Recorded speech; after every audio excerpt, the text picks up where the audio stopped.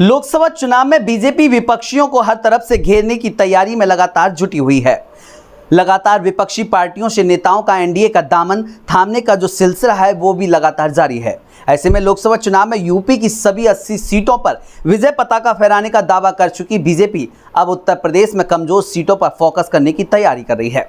विपक्षी दलों में सेंध लगाकर भाजपा अपने विरोधियों पर मनोवैज्ञानिक दबाव बनाने के साथ ही पिछले लोकसभा में हारी 14 सीटों पर जाति समीकरणों को मजबूत कर पासा पलटने की मुहिम में जुटी हुई है।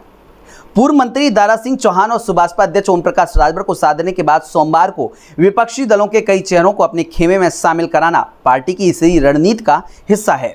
विपक्षी दलों के नेताओं की नई खेप की आमद से भाजपा ने पूर्वांचल के साथ ही पश्चिमी उत्तर प्रदेश में सहारनपुर और मुरादाबाद मंडलों की लोकसभा सीटों पर अपनी पकड़ मजबूत करने की कोशिश की है।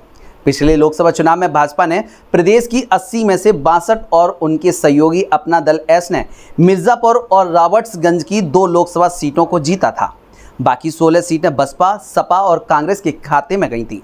उपचुनाव में भाजपा ने आजमगढ़ और रामपुर लोकसभा सीटें सपा से छीन ली थी। 14 सीटें अब भी पार्टी के कब्जे से बाहर हैं, जिसमें बिजनौर, नगीना, सहारनपुर, अमरोहा, संभल, मुरादाबाद, मैनपुरी, रायबरेली, अंबेडकर नगर, श्रावस्ती, गाजीपुर, घोसी, जौनपुर और लालगंज भी इसमें शामिल हैं।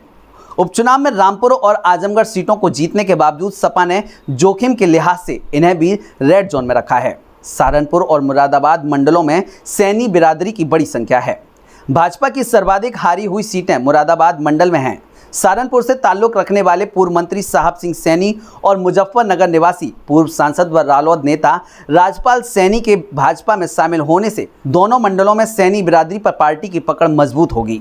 दारा सिंह चौहान और ओम प्रकाश राजभर के बाद अब जौनपुर से ताल्लुक रखने वाले पूर्व मंत्री जगदीश सोनकर, राजनीतिक प्रवास से नाता रखने वाली पूर्व विधायक सुषमा पटेल और सपा से पूर्व विधायक गुलाब सोनकर को अपने साथ जोड़कर भाजपा ने पूर्वांचल की जौनपुर सीट पर भी अपनी पकड़ को मजबूत करने के साथ आसपास के क्षेत्र में भी दलित समुदाय और कुर्मी बिरादरी को बड़ा संदेश दिया है। सुषमा पटेल के ससुर दूधनाथ पटेल और सास सावित्री पटेल भी जौनपुर की मड़ियाहू सीट से विधायक रह चुके हैं। दलित और कुर्मी बिरादरी के नेताओं के भाजपा में शामिल होने से आजमगढ़ जिले की लालगंज लोकसभा सीट पर भी पार्टी की स्थिति सुदृढ़ होगी।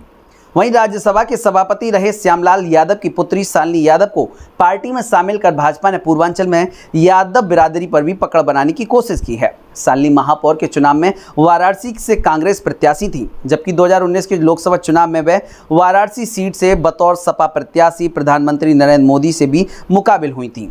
शालिनी समेत यादव बिरादरी के कुछ और चेहरों को अपने मंच पर लाकर भाजपा यह साबित करने में सफल हुई है कि उसके प्रति समुदाय की झिझक और पूर्वाग्रह में कमी आई है।